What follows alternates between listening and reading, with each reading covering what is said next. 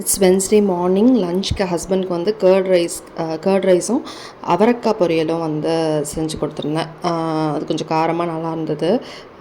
அதுக்கப்புறம் லஞ்ச் வந்து எனக்கு வந்து ஆஃபீஸில் ஒரு மேம் வந்து ட்ரீட் கொடுத்துருந்தாங்க. ஸோ அதனால் அடையாரில் இருக்க அம்மன் மெஸ் தான், ஈரோடு அம்மன் மெஸ் போயிருந்தோம். ஸோ இது வந்து ட்ரை பண்ணி பாருங்கள், கண்டிப்பாக ரொம்ப நல்லாயிருக்கும் இந்த ஹோட்டல்.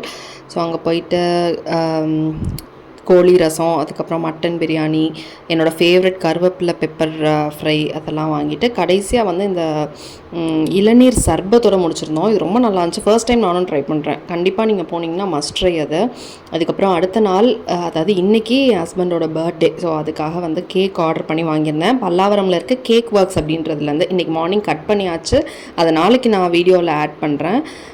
ஸோ சேனலை வந்து மறக்காமல் சப்ஸ்கிரைப் பண்ணிவிட்டு பாருங்கள். நிறைய பேர் சப்ஸ்கிரைப் பண்ணாமல் பார்க்குறீங்க.